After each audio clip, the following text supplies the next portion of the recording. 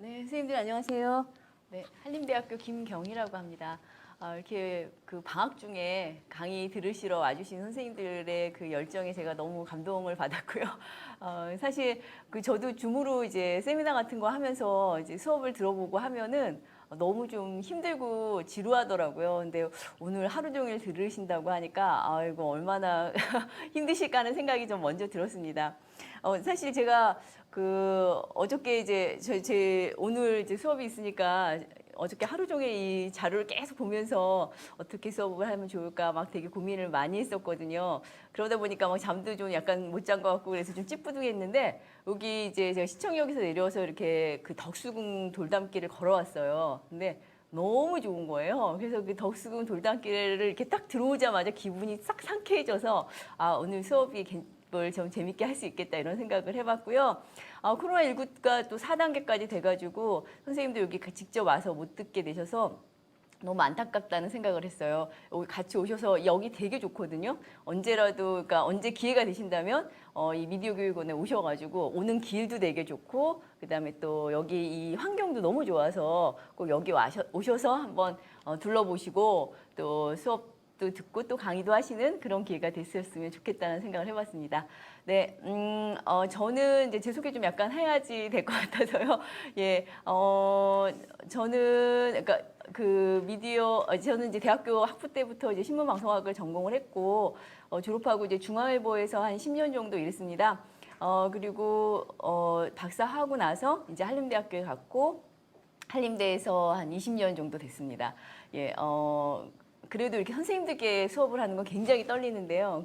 이유는 당연히 저는 미디어를 전공했지만 선생님들처럼 제가 교육학이나 교수법을 전공하거나 아니면 공부한 경험이 없기 때문에 선생님들이 만족할 만한 수업을 하지는 못할 겁니다. 그래서 그런 점은 좀 양해를 부탁을 드리고요.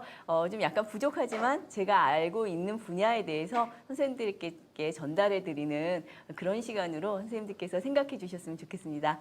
예, 그리고 저는 전공이 인터넷 저널리즘입니다. 예, 제가 그 인터넷 저널리즘을 아까 제가 2000년에 이제 박사학위를 받았는데 그때 이제 인터넷 저널리즘으로 논문을 쓰면서 가장 힘들었던 부분이 인터넷이 저널리즘 매체냐라는 부분을 설득시키는 그러니까 심사위원들께 설득시키는 과정이 제일 힘들었습니다. 그러니까 그만큼 지금 같으면은 인터넷에서 당연히 뉴스를 많이 보기 때문에 이거 저널리즘 매체라고 당연히 생각했을 텐데 그 당시만 해도 인터넷이 무슨 저널리즘 매체야? 뭐 이런 시대였거든요.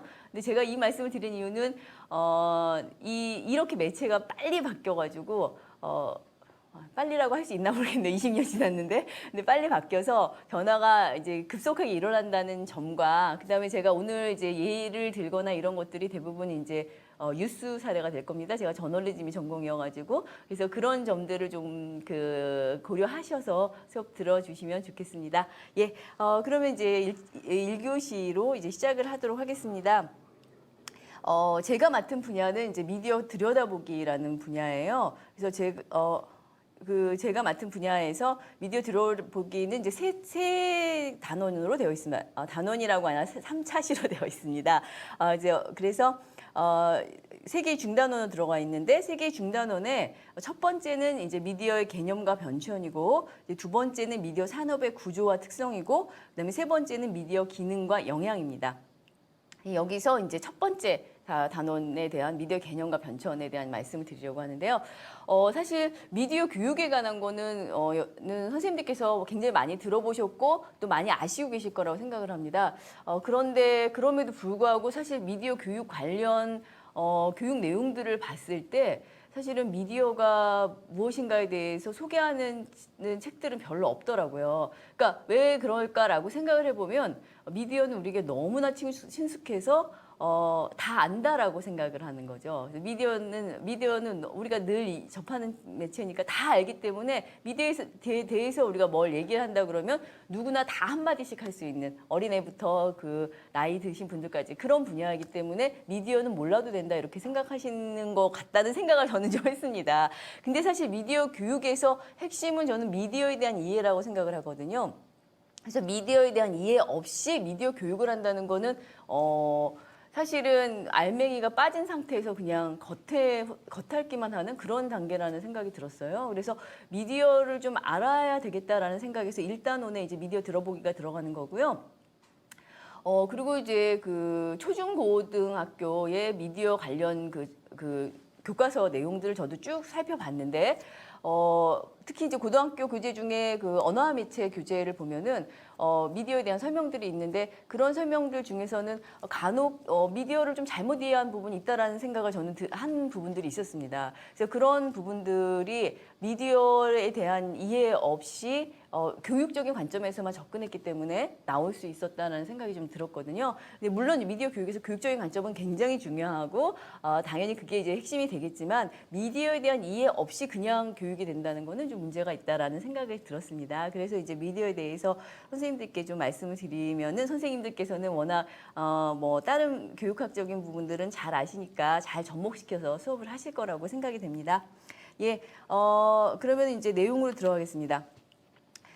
지금 일단 그 줌에서 화면 켜주신 선생님들 너무나 감사합니다. 제가 이제 혼자 떠드는 것 같은 느낌이 들지 않고 선생님들도 얼굴도 뵙고 하니까 너무 제가 그 부담 갖지 않고 이렇게 편안하게 또 수업을 할 수 있는 것 같습니다. 대단원 들어가기 보시면요. 지금 이제 처음에 대단원 들어가기에서는 이제 미디어 이용 시간표를 좀 작성하게 하도록 했어요. 아마 선생님들도 좀 한번 해보시면 좋을 것 같은데 여기 이제 사례를 보시면은 7시에 일어나 스마트폰 알람을 듣고 일어난다. 그 다음에 좋아하는 아이돌 노래를 듣고 등교한다. 그리고 이제 친구가 메신저로 준비물을 알려줘서 문방구에 들린다. 그러고 이제 학교에 도착하면 수업 시간에는 물론 이제 스마트폰을 하지 않겠지만 그걸 끝나고 나면은 바로 또 다시 스마트폰을 켜가지고 여러 가지 그러니까 장소 지도 앱을 보고 어디 장소에 간다든지 아니면 소셜 미디어에 사진을 올린다든지 그리고 이런 활동을 하다가 결국 잘 때까지도 동영상 스트림을 보면서 자는, 그래서 미디어와 하루를 계속 같이 하는 그런 시간표를 볼 수 있을 것 같아요. 근데 저나 이제 선생님들 중에서 젊으신 분들은 계속 스마트폰을 끼고 사실 것 같고 좀 나이가 있으신 분들은 이제 좀 약간 미디어에 그 스마트폰에서는 좀 벗어난 삶을 사실 수도 있을 것 같긴 한데 그렇다고 해서 우리가 미디어를 안 이용하는 건 아닙니다. 저도 하루 종일 미디어를 이용하는 것 같아요. 그러니까 예를 들어서 할 일 없을 때는 거의 그러니까 그 저녁 시간에는 거의 텔레비전 켜놓고 지내거든요. 근데 그런 것처럼 우리가 미디어를 계속 이용하고 있다는 것을 좀 알고 들어가는 그런 차원에서 이제 대단원 들어가기 위해서 이제 미디어 이용 시간표를 알아보게 했고요. 그 다음에 이제 또 옆 페이지에 보시면은 지금 그림에 나와 있지만 연대기로 한번 나의 인생에서 미디어가 영향을 준 사건이 있었나를 한번 정리해 보는 겁니다. 그래서 보면은 지금 2012년에 휴대전화를 처음 갖게 됐다. 내 일상이 완전 달랐다. 이거는 사실 2012년 대부분 이때쯤이거든요. 2009년에 우리가 아이폰이 출시됐어요, 한국에. 그렇기 때문에 대중화가 되면 한 2012년 정도 대중화된 시기이기 때문에 많은 분들이 2012년에 스마트폰을 갖게 됐습니다. 그래서 그런 거를 갖게 되면서 일어나는 변화를 느꼈다라는 거. 그다음에 2014년에 세월호 전원 구조 오보가 났었죠. 예, 그 오보 뉴스 때문에 사실은 언론에 대한 관심이 되게 커졌다. 그런 부분들도 있을 수 있고, 그 다음에 이제 2017년에 촛불 집회 장면을 봤다. 근데 촛불 집회 장면에 청소년들이 굉장히 많이 참여했다. 이런 것을 보면서 내가 뭔가 사회에 대한 관심을 갖게 됐다. 이런 변화를 느낄 수 있다라는 걸 알 수 있고요. 그다음에 2019년에 내 유튜브 채널을 개설했다. 그래서 이제 이 유튜브 채널 개설하면서 무슨 편집에 좀 관심을 갖게 됐다. 그다음에 2020년 코로나 때문에 온라인 계약을 하게 됐고 정보가 너무 많아서 혼란스러웠다. 이런 그 어떤 그러니까 자신의 일생에 있어서 미디어가 미친 영향을 좀 이렇게 살펴보는 그런 단계로 이제 학생들이 미디어가 내게 얼마나 밀접한가 이런 거를 보고선 지나가는 그런 수업을 좀 진행을 하면 어떨까 이런 생각에서 이제 대단원 들어가기를 했습니다. 근데 사실 뭐 이런 방법적인 거야 선생님들께서 훨씬 더 굉장히 다양하게 적용을 하실 수 있기 때문에 혹시나 방법이 필요하시다면 이런 부분들도 있다라는 거를 제가 말씀드린 겁니다. 예, 그러면 이제 미디어 개념에 대해서 말씀을 드리겠습니다. 일단 이제 그 미디어라는 어원이 라틴어에서 이제 미디어스라는 것에서 왔는데요. 미디어스라는 것이 이제 중간에 있는 것, 매개된 것 이런 의미라고 합니다. 사실 이제 저희 미디어 학부에 들어오는 학생들 죄송합니다 잠깐만요. 학생들도 미디어가 뭐야 이렇게 얘기하면은 대답을 딱 못하고요. 사실은 죄송합니다 잠깐만요. 물을 잘못 먹었어요.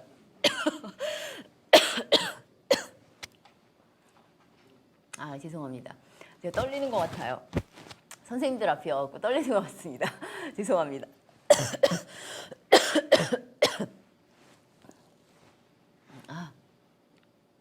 다시 잘해보겠습니다. 사실 저도 미디어가 뭐야? 이렇게 물어보면은 선뜻 대답하기가 힘든 것 같아요. 이제 선생님들께 제가 설명을 드리는 것을 듣고 선생님들도 이제 이런 식으로 설명하시면 될 것 같은데, 자, 미디어라는 것이 이제 중간에 있는 것이다. 사실 미디어라는 게 굉장히 넓은 개념이에요. 그래서 중간에 있고 매개하는 건데 뭘 매개하냐? 사람들의 생각과 의견을 매개하는 겁니다. 우리가 이제 소통하고 커뮤니케이션 한다고 얘기하잖아요. 그래서 그게 이제 미디어라는 거예요. 그래서 이런 매개체인데 이 매개체가 사람과 사람만을 매개하는 게 아니라 사람과 컨텐츠도 매개하고 사람과 기계도 매개합니다. 그러니까 예를 들어서 요즘 IoT 아시죠? IoT 하면 사물 인터넷이잖아요.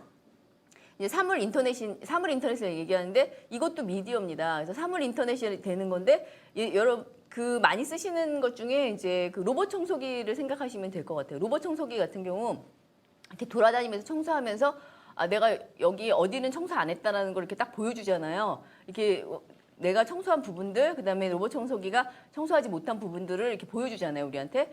그것도 이제 그 정보를 전달하는 겁니다. 정보를 전달해 주는 거기 때문에 그것도 미디어입니다. 그래서 미디어라는 거는 굉장히 큰 개념이고 이 4차 산업혁명 시대가 되면은 저는 미디어가 더 중요해진다라는 생각이 들어요. 미디어가 거의 중심이 될 것이다, 이 세상에. 왜냐하면 모든 것이 미디어를 통해서 이루어지기 때문이죠.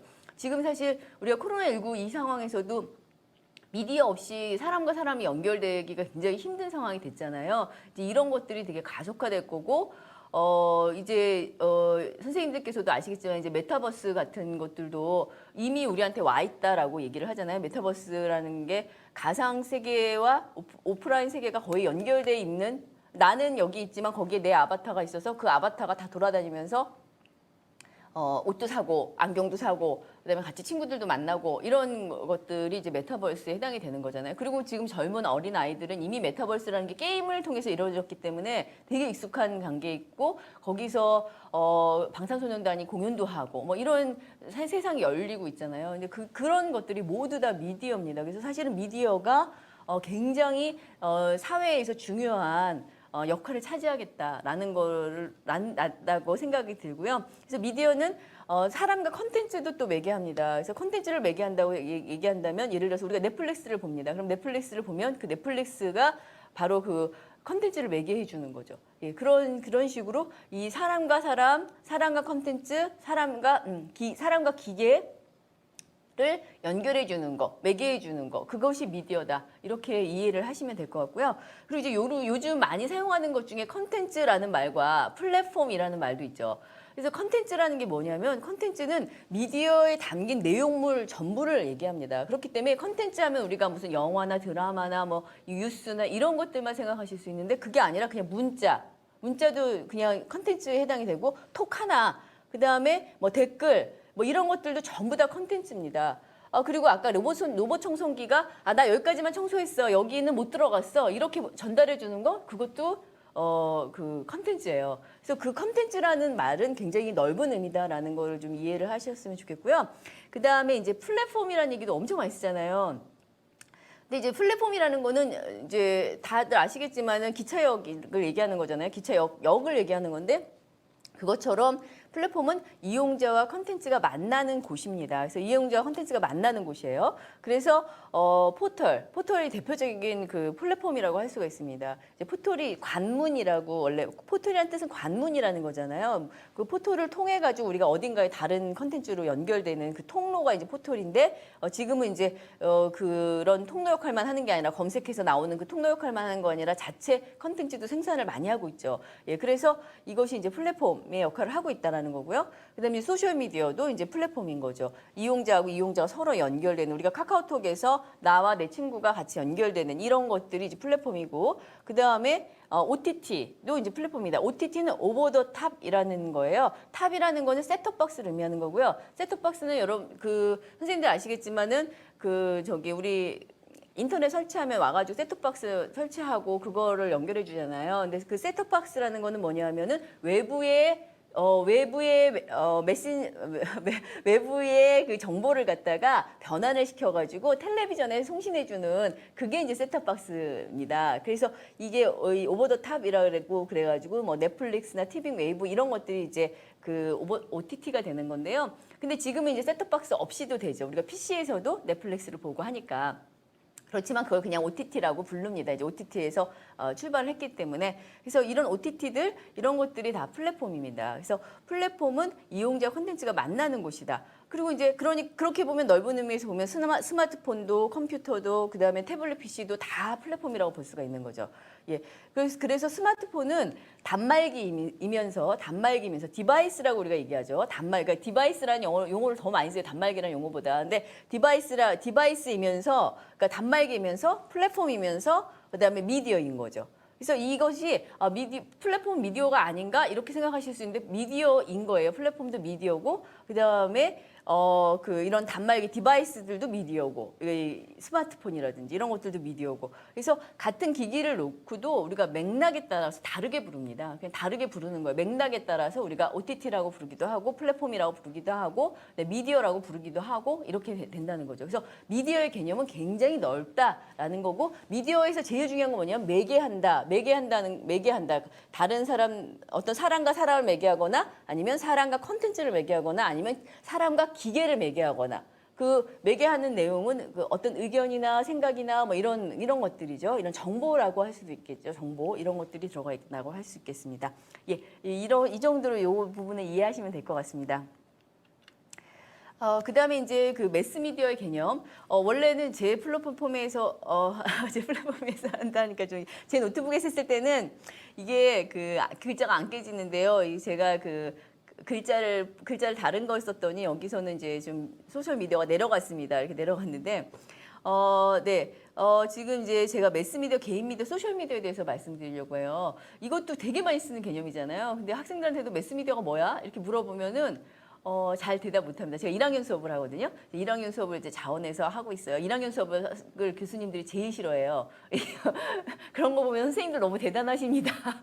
왜냐면 그런 학생들을 놓고 수업을 하신다는 게 정말 대단하신데요. 왜냐하면은 이제 학생들이 그 대학이 무엇인지 잘 모르고 그다음에 이제 수업을 어떻게 들어야 되는 건지도 모르고 막 이런 하다 보니까 1학년 수업이 굉장히 힘듭니다. 근데 저는 이제 제가 이제 그 애들을 다 키워봤고 이런 걸 해봤기 때문에 저는 이제 고등학생들이 어떤 상태라는 걸 알고 있기 때문에 1학년 수업을 제가 자원을 하고 또 1학년 수업이 되게 중요하다고 생각이 들어서 1학년 수업을 해요. 1학년 때 좀 잘 가르쳐 놔야 이제 2, 3학년 때 어떤 준비를 해야 되는지도 좀 알고 이렇게 나갈 수 있어가지고 저는 그래서 매년 1학년 수업을 하는데요.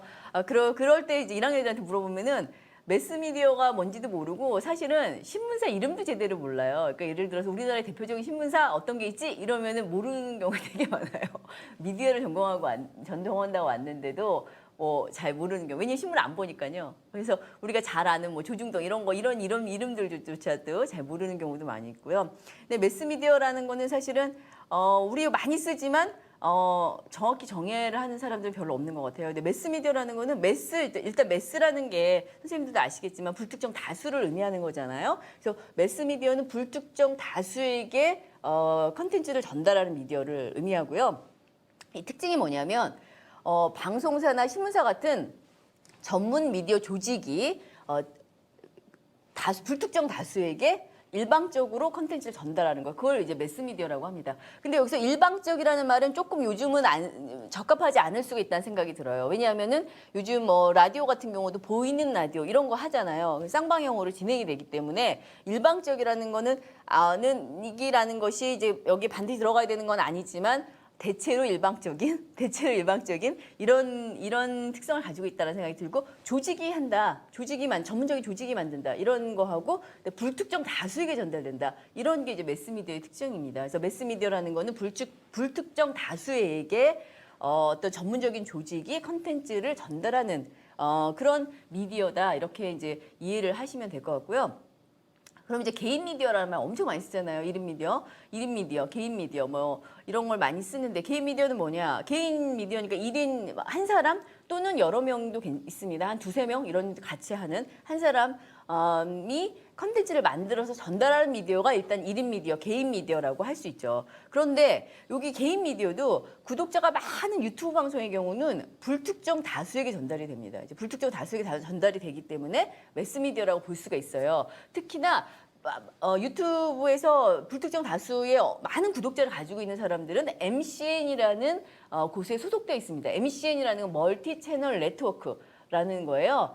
그래서 다중 채널 네트워크라고 얘기하죠. 그러니까 멀티 채널 네트워크라는 건데 MCN에 소속되어 있습니다. 대표적인 MCN이 여러분 CJ ENM 아시죠? 이제 CJ ENM은 TBN 갖고 있는 데잖아요. TBN 갖고 있는 데가 이제 CJ ENM인데 CJ ENM이 이런 그 유튜버들, 1인 크리에이터들을 관리해주는 회사를 만들었는데 그게 이제 다이아 TV라는 거예요. 근데 다이아 TV 이런 게 MCN이에요. 이런 다이아 TV가 대표적인 MCN인데 이런 데 소속돼 있습니다. 그래서 개인 미디어라고 우리가 얘기하지만 그 사람들은 MCN에서 관리를 해줍니다. 뭘 관리해주냐? 저작권도 관리해주고 그다음에 제작하는 방식도 관리해주고 PD도 고용합니다. 그래서 PD도 고용해서 저희 이제 졸업생들 중에 그런 PD 하는 친구들이 있어요. 근데 그것도 꽤 괜찮다고 그러더라고요. 그러니까 프리랜서식으로 하는데 수입도 괜찮고 그다음에 시간도 자유롭고 좋다고 얘기를 하더라고요. 그래서 다이아 TV랑 계약을 해서 이제 그런 일을 하거든요. 유튜버들의 그 영상을 편집해 주는 거죠. 기획도 해주고. 기획하고 영상 편집해줘. 그런 MCN이라는 조직에 소속돼서 활동을 하고 있습니다. 그렇기 때문에 개인 미디어이지만 매스미디어라고 볼 수 있는 거죠. 그래서 개인 미디어와 매스미디어는 상호 배타적인 개념은 아닙니다. 그러니까 개인 미디어이면서 매스미디어의 성격을 가진 개인 미디어들도 있다. 이렇게 이제 이해를 하시면 될 것 같습니다. 그러면 이제 소셜 미디어 많이 쓰죠. 소셜 미디어란 말. 근데 소셜 미디어는 이제 네트워크 연결망으로 이제 사람들이 다양한 컨텐츠를 즐길 수 있는 미디어라고 이제 제가 정의를 해놨는데 이 소셜 미디어의 제일 큰 특징은 뭐냐면 연결망이 있어서 내가 A가 B랑 연결되어 있어요. 그러면 A가 B랑 뭐 패친을 맺는다거나 이렇게 그 연결이 되면은 그 B가 또 C랑 친구예요. 그러면 A가 C랑 친구가 될 수 있는 거죠. 이렇게 되는 게 소셜 미디어예요. 소셜미디어의 특징은 바로 요게 딱 있어야 돼요. 네트워크로 연결이 될 수 있다. 사람들의 연결을 할 수 있다. 이게 특징입니다. 소셜미디어는.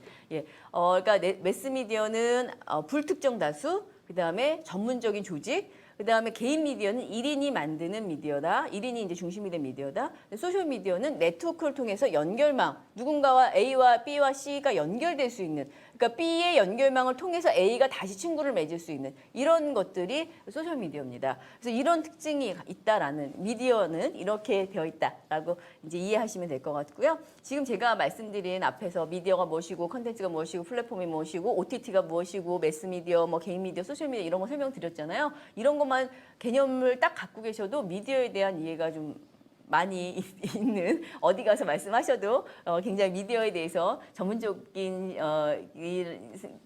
지식을 가지고 있다는 걸로 이해가 되실 수 있을 것 같습니다. 왜냐하면 이 정도도 사실 알고 보면 간단한데 이 정도도 설명하는 분들은 사실 많지 않아요. 그래서 이런 정도로 좀 이해를 하시면 될 것 같고요.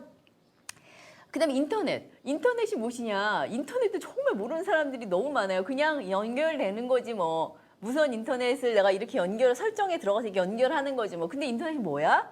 그러면 인터넷이 뭔지 설명을 못하고 뭔지 모르는 사람들이 너무나 많다는 거죠. 왜냐면 인터넷이라는 것은 사실 네트워크의 네트워크라는 거잖아요. 네트워크의 네트워크가 인터넷이잖아요. 그러니까 거대한 그물망이라는 거잖아요. 검열이 어렵다는 특징이 있습니다. 그러니까 그 예전에 오래됐지만 우리나라에서 이 초창기에 무슨 걸 했냐면은 어떤 일을 했냐면 북한의 사이트에 접속하지 못하도록 ISP의 라우터를 차단한 경우가 있어요. 북한의 사이트에 대한 라우터를 차단을 하는 거예요. 그럼 ISP가 뭐 네이버 뭐 이런 것들이 ISP예요. 근데 이제 그러니까 인터넷에서 이제 인터넷 서비스 프로바이더죠. 그래서 이런 ISP에서 라우터를 차단해 버리면은 우리나라에서 네이버를 통해 가지고 이제 북한 사이트로 들어가지 못하는 거예요. 근데 그렇다면은 우리가 이제 북한 사이트에 전혀 접속을 못하냐? 그렇지 않죠. 왜냐하면 이게 네트워크를 설명하는 겁니다. 네트워크. 우리는 우리나라에 있는 ISP 거치지 않고도 미국에 있는 ISP 거쳐서 접속할 수 있습니다. 이게 인터넷이에요. 이게 바로 인터넷의 특성입니다. 그러니까 우리는 여기 우리나라에 있는 네트워크를 통하지 않고 다른 나라에 있는 걸 통해 가지고서도 얼마든지 우리가 가고 싶은 데를 갈 수 있다는 거죠. 그러니까 이게 거미줄이라는 것은 막 거미줄 한쪽을 자른다고 해서 양쪽이 다 떨어져 있는 게 아니잖아요. 이게 다 연결돼 있다는 거. 그게 인터넷이다. 그래서 인터넷은 거대한 그물망으로 연결된 네트워크다라는 거고요. 사실 제가 이제 인터넷 처음 이제 시작을 할 때, 그때는 도스 명령어로 이렇게 막 들어가야 되는 시기였거든요. 도스 명령어로. 그러니까 1993년 뭐 이때 이제 인터넷 우리나라 처음으로 이제 그 좀 약간 대중화된 시기였는데 대중화됐다고 볼 수는 없지만 그때만 해도 그 인터넷을 하면서 인터넷이 이제 시작이 되면서 이제 네트워크가 굉장히 중요하다는 얘기를 막 많이 말씀을 하셨는데 저는 네트워크가 왜 중요한지 잘 몰랐어요. 근데 이제 지금 이제 시간을 지나고 보니까 이런 인터넷의 특성이나 이런 것들을 고려했을 때 네트워크가 정말 중요하구나. 근데 우리나라가 왜 이렇게 인터넷 초강국이 된지 아세요? 우리는 초고속 통신망 엄청 빨리 깐 거예요. 다른 나라보다. 엄청 빨리 깔아가지고 우리나라가 인터넷 강국이 됐습니다. 그럼에도 불구하고 우리나라가 소프트웨어 쪽에서 소프트웨어 쪽이 강하지 못했던 거죠. 왜냐하면 그러니까 일단은 그러니까 윈도우 같은 그런 운영체제를 개발을 할 수 있어야 되는데 그거를 개발을 못했어요. 그래가지고 이제 밀리기 시작하고 지금 사실은 선생님들이야 뭐 너무나 잘 아시겠지만은 한때는 우리가 미국이 진다 막 이런 얘기도 했었거든요. 근데 미국은 이제 절대 지지 않습니다. 왜냐하면 구글이 있으니까 예, 구글이 있고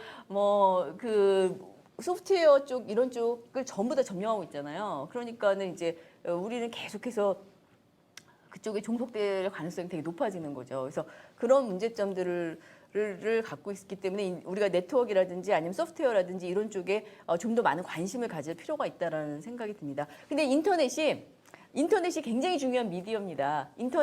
제가 제일 먼저 첫 번째 썼던 논문이 인터넷의 공론장으로서 가능성, 인터넷의 미디어적 특성 이런 거에 관한 논문이었어요. 그게 이제 1998년에 썼는데 인터넷이 굉장히 중요한 미디어예요. 인터넷이 아까 말씀드린 것처럼 연결을 시켜주는 거잖아요. 연결을 시켜주는 거기 때문에 가장 큰 지금 거대한 미디어라고 볼 수가 있는 거죠. 예, 예, 넘어가겠습니다. 그리고 요거 한 가지 꼭 제가 말씀드리고 가고 싶어요. 이 인터넷의 장점은 지금 제가 말씀드린 것처럼 검열이 안 되기 때문에 전 세계에서 알리고 싶지 않은 사실을 알게 되는 거죠. 예를 들어서 뭐 홍콩 시위라든지 뭐 중국의 그 위구르족 탄압하는 사건이라든지 이런 것들 우리가 인터넷 없었으면 알 수가 없었던 일들이었죠. 그거 장점인데 잘못된 정보도 빨리 퍼진다는 게 그게 문제예요.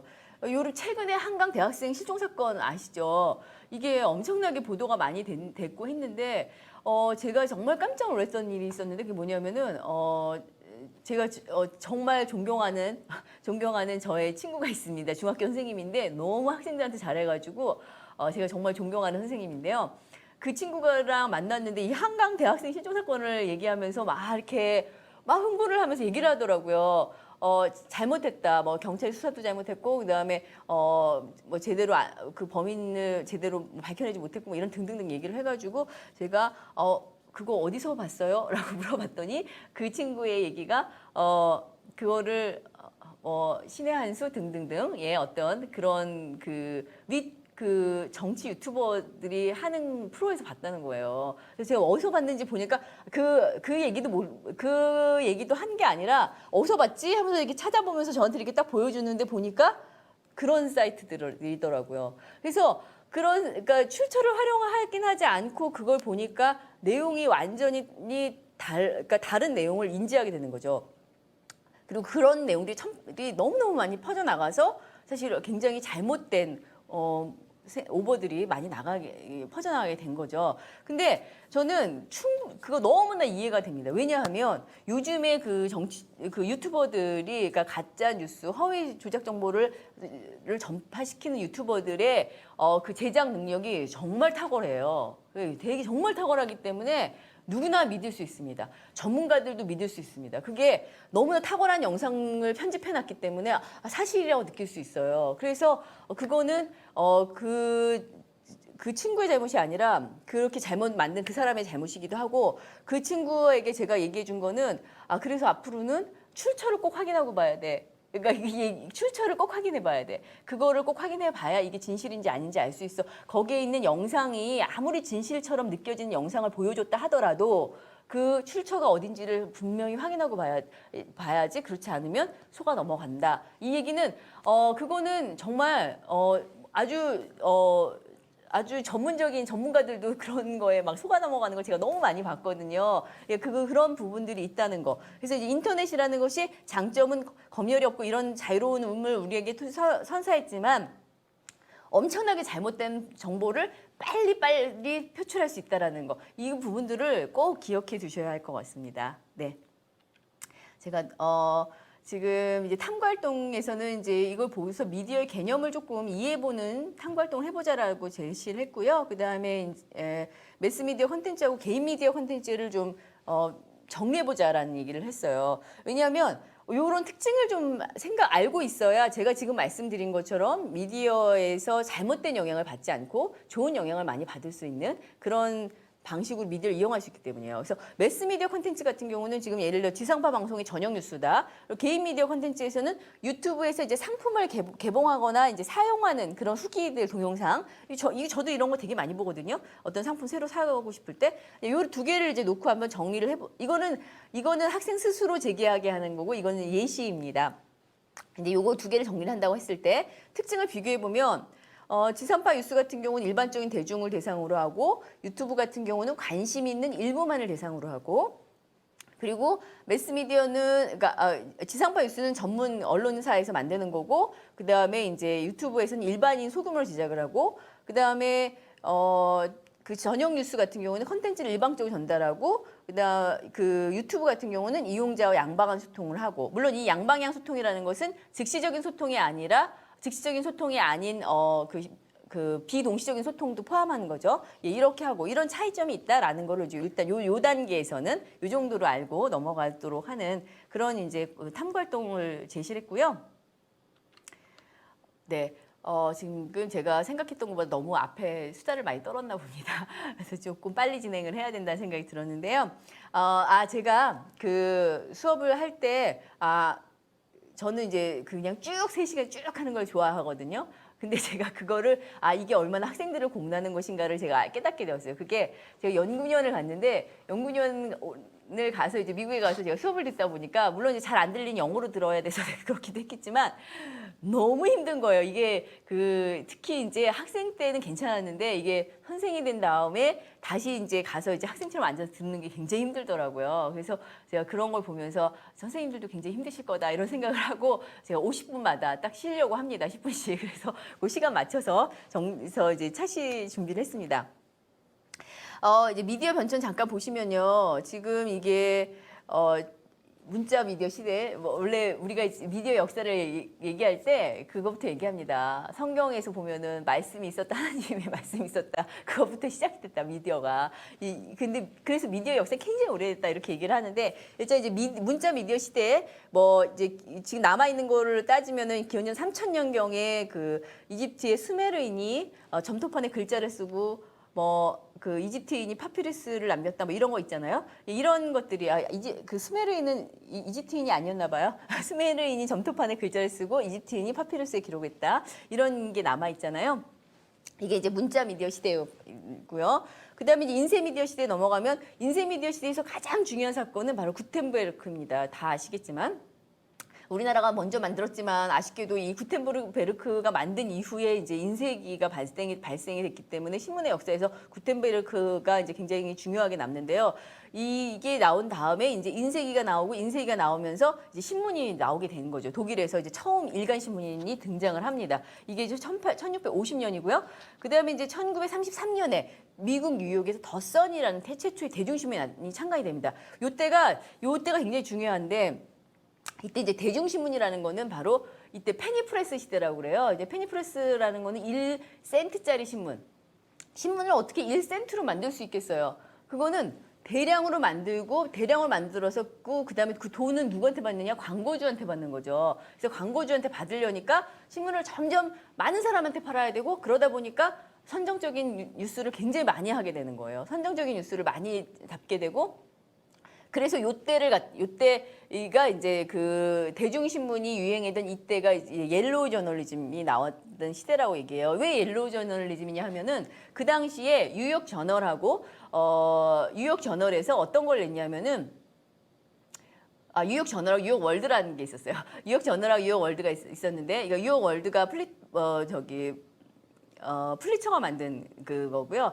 뉴욕 저널하고 뉴욕 월드가 있었는데 여기서 이제 그 옐로우 키드라고 그러니까 키드라는 만화가 있었어요. 근데 옐로우 키드 만화가 있었는데 그 만화가 노란색 옷을 입고 이제 머리는 이렇게 없고 머리는 없는 귀여운 옐로우 키드가 있었는데 그 옐로우 키드가 이제 그 만화 컷에서 이제 만들기 시작하고 그러니까 그 신문에 우리가 예전에는 보면 우리나라 신문에서도 이렇게 만화가 있었거든요. 4컷짜리 만화가 있었거든요. 근데 그런 것처럼 옐로우 키드가 나온 거죠. 그래서 그때 옐로우 키드가 굉장히 인기가 있었기 때문에 그 당시의 저널리즘을 갖다 옐로우 저널리즘이라고 해요. 그 옐로우 저널리즘이 바로 지금의 선정적 저널리즘을 얘기하는 거죠. 우리가 옐로우 저널리즘을 하면 안 된다라고 얘기하는 그 당시입니다. 이때 굉장히 선정적인 신문이 유행을 했고요. 그러다가 미국은 그게 너무너무 심각하고 사회적 문제가 되니까 허친스 위원회를 만들어서 허친스 위원회에서 사회적 책임이 있는 언론을 강조하는 그런 언론으로 이제 바뀌게 됩니다. 이게 이제 이 미국에서는 일어났던 일이고요. 이때까지가 이제 인쇄 미디어 시대라고 본다면 이제 방송 미디어 시대는 뭐 전신을 만들고 전화를 만들고 영화기가 나오고 그다음에 라디오 방송이 시작되고 그다음에 텔레비전 방송이 시작된 요 시기를 이제 방송 미디어 시대라고 얘기하고요. 그다음에 이제 양방의 미디어 시대가 나오는데 양방의 미디어 시대는 컴퓨터가 나오는 것부터 시작입니다. 컴퓨터가 나오고 웹이 개발되고 그다음에 모자이크라는 웹브라우저가 나오기 시작하고 웹브라우저 모자이크를 안 써보셨겠지만 안 써보신 분이 대부분이겠지만 저는 써봤습니다. 모자이크 나오고 넷스케이프는 여러분들 중에서 써보신 분들 계실 것 같아요. 넷스케이프 이런 것들이 나오면서 이제 일반화가 됐습니다. 그리고 이제 소셜 미디어 시대가 열리는데 소셜 미디어 시대는 블로그부터 이제 생각을 하시면 될 것 같아요. 블로그가 이제 1997년에 나오거든요. 그래서 블로그 시대부터 이제 그 페이스북이라든지 뭐 트위터, 유튜브 이런 것들이 카카오톡 이런 것들이 나오는 시대입니다. 근데 여기서 중요한 건 뭐냐면 인류의 역사와 함께 미디어가 발전해 왔는데 그 속도가 점점점 빨라지고 있다라는 거예요. 그래서 문자 미디어 시대가 약 5,500년을 갔는데 인쇄 미디어 시대는 약 500년, 그다음에 방송 미디어 시대는 약 100년, 그다음에 양방향 미디어 시대는 약 50년 정도 했고요. 소셜 미디어 시대가 이제 벌써 이렇게 열리기 시작했다라는 거죠. 그래서 미디어가 엄청나게 빠르게 바뀌고 있다라는 거를 이제 이거를 보고 알 수가 있고요. 요거는 이제 그 그림을 이렇게 넣어가지고 좀 더 설명하기 좋게 해놓은 부분입니다. 예, 그다음에 이제 이 미디어의 변천사를 보시면 이제 올드 미디어가 있고 뉴 미디어가 있어요. 근데 이제 올드 미디어라는 건 뭐냐? 우리가 요즘 레거시 미디어라고도 얘기를 많이 합니다. 레거시 미디어라고도 얘기하는데 이게 뭐냐면 현재도 이용하고 있지만 과거에 개발된 미디어가 올드 미디어예요. 현재에도 이용하고 있지만 과거에 개발된 미디어가 올드 미디어고요. 뉴 미디어는 새로 등장한 미디어로서 시대에 따라서 달라집니다. 그러니까 뉴 미디어는 시간이 지나면 올드 미디어가 돼요. 그러니까 이게 올드 미디어, 뉴 미디어는 상대적인 개념입니다. 근데 요거를 갖다가 언어와 매체 교과서에 잘못 써 있더라고요. 뉴 미디어가 정보통신 계열의 미디어를 갖다 뉴 미디어라고 이렇게 써 있는데 그렇지 않습니다. 뉴 미디어는 상대적인 개념이에요. 새로 등장한 미디어예요. 그리고 그것은 시간이 지나면 올드 미디어가 됩니다. 제가 대학교 때 뉴 미디어라고 배운 게 뭔지 아세요? 케이블 TV입니다. 케이블 TV 유미디어라고 배웠는데 지금 케이블 TV 누가 유미디어라고 얘기하니까 아무도 얘기하지 않죠. 인터넷 유미디어입니까? 선생님들 어떻게 생각하세요? 인터넷 유미디어입니까? 인터넷도 지금 나온 지가 2020년도 훨씬 더 지났잖아요. 우리나라에 서비스된 건 1994년부터인데 그렇게 되면은 뭐 25년 지났는데 지금 유미디어라고 볼 수 있을까 인터넷? 저는 인터넷 유미디어라고 지금 볼 수 없을 것 같아요. 예, 그렇기 때문에 정보통신 계열을 다 유미디어다 이렇게 보면 안 되고요. 이제 유미디어는 시대가 지남에 따라 달라지게 된다라고 이렇게 설명을 학생들한테는 그렇게 설명해 주시면 좋을 것 같습니다. 그다음에 밑에 이제 종이신문, 라디오, 텔레비전의 상대적 이점에 대해서 설명을 드리는데요. 이 상대적 이점이라는 게 굉장히 중요합니다. 기존 미디어가 올드 미디어가 계속 살아남는 이유는 상대적 이점이 있기 때문입니다. 예를 새로운 미디어가 등장했을 때 과거 미디어는 사라질 거다라는 생각을 굉장히 많이 해요. 예를 들어서 영화가 나오고 그다음에 텔레비전이 등장했을 때 영화는 사라진다라는 얘기를 엄청 많이 했습니다. 영화는 사라진다. 근데 텔레비전이 등장하고 나서 영화는 지금까지 계속 살아남아 있습니다. 영화가 가지고 있는 상대적 이점이 있기 때문이에요.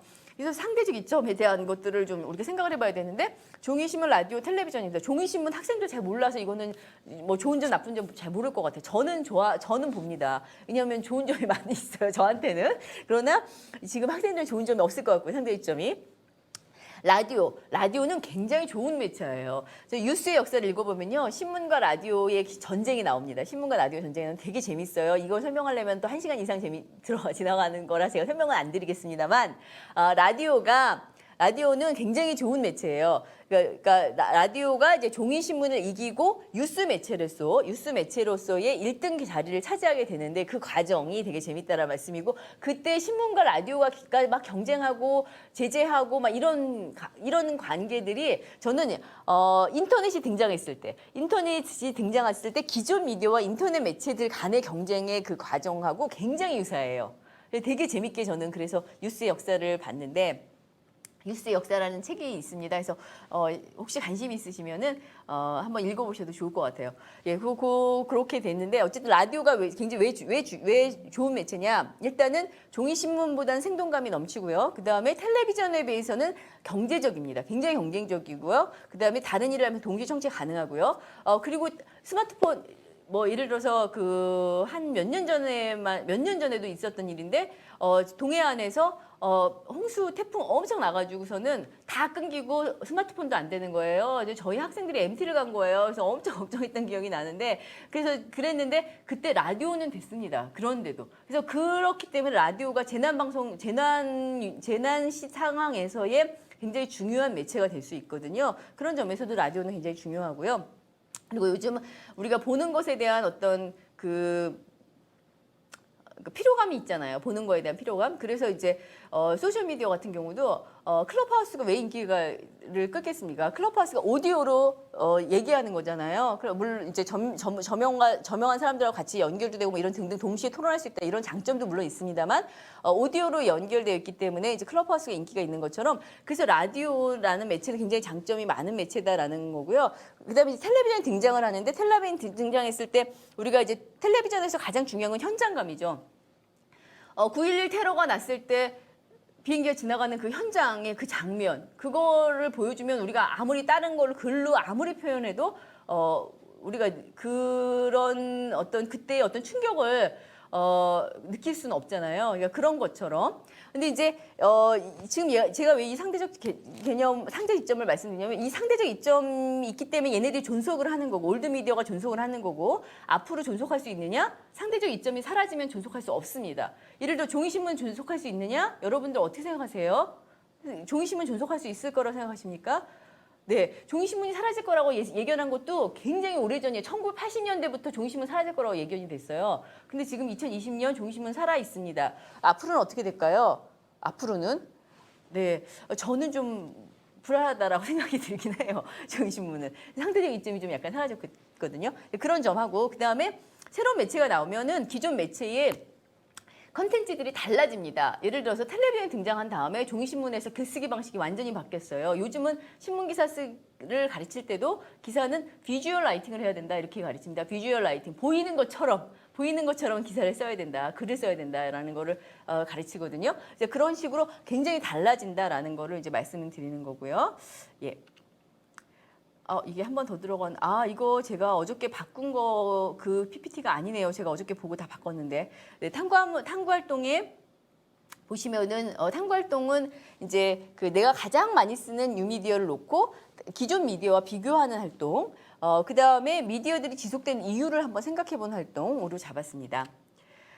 그리고 지금 다음 이제 방송 프로그램의 특징을 올드미디어, 뉴미디어의 개념을 활용해서 설명해보고 이와 같은 융합 콘텐츠들을 찾아보자. 그러니까 지금 MBC에서 마이 리틀 텔레비전 보신 적 있으시죠? 이것은 이제 인터넷 개인 방송 형식을 이제 전용한 거예요. 그래서 인터넷 밑에서 이게 댓글이 아니라 이제 참여자들이 의견이 나오는 것들을 이렇게 다 보여주면서 실시간 인터넷 생방송하듯이 편집한 그런 방송인 거죠. 이런 콘텐츠들이 이제 많이 나오고 있습니다. 그리고 요즘 뉴스 드라마 이런 것도 보신 적 있으세요? SBS 스브스 뉴스에서 이제 한 2년 전에 만들었는데 뉴스 드라마, 뉴스의 내용을 보여주려고 하는 건데 그걸 드라마 형식으로 만든 거예요. 이런 식으로 약간 콘텐츠들이 새로운 미디어가 나오면서 변화를 지금 하고 있습니다. 그래서 이런 변화를 좀 찾아보자는 거고요.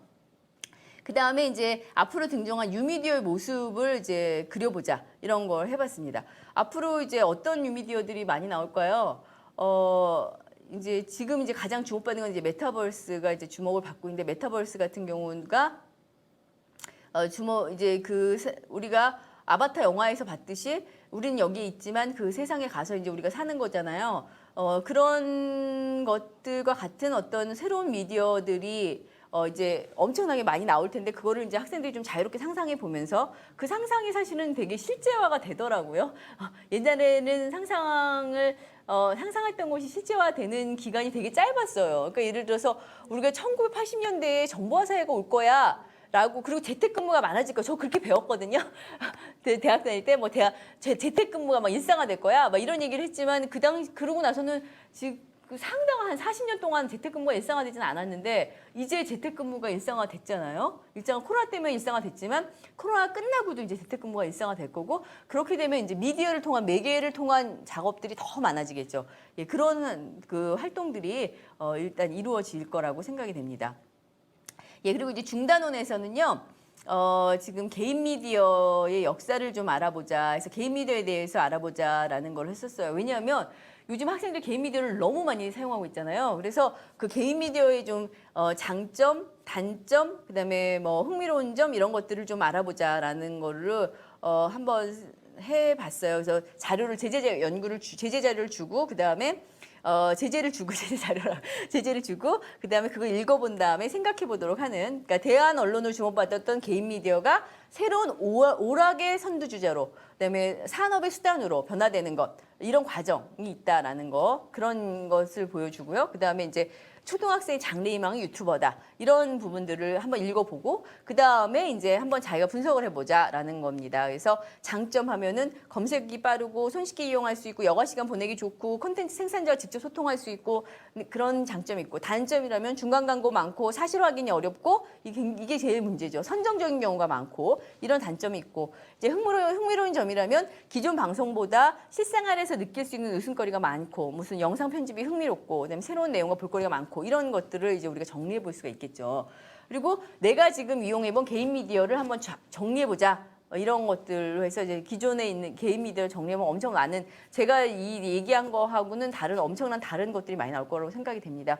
그리고 내가 한번 제작자가 돼서 만들어 보자. 그럼 만들어 볼 때 나는 어떻게 만들 것인가에 대한 얘기를 쓰는데 여기서 이제 개인 미디어의 긍정적인 면과 부정적인 면을 모두 고려해서 얘기해 보자. 이런 식으로 이제 중단원 심화 과정을 말씀을 드렸습니다.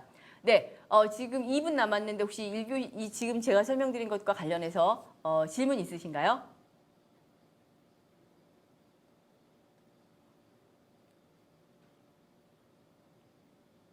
없으세요? 너무 어떻게 보면 너무 간단한 내용이어가지고 질문이 없으신 것 같습니다.